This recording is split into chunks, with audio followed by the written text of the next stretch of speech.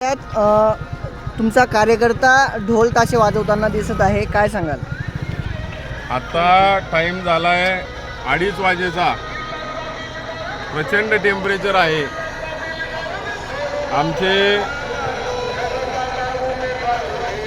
या ठिकाणी जे रोज वाजेवाले येतात त्यांना 12-12:30ला सुट्टी दिली जाते, परंतु गाव बाकी राहिल्यामुळे आज 2:30 ते 3 वाजेपर्यंत आम्हाला प्रचार करावा लागतोय.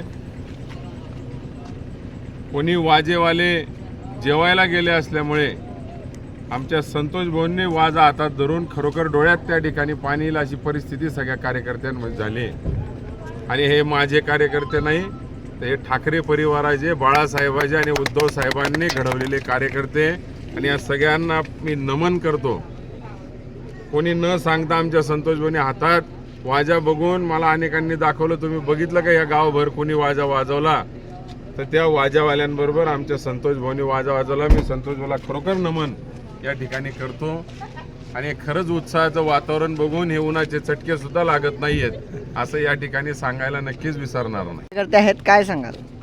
त्यांनी आम्हाला फपुटाच म्हणलंय ना.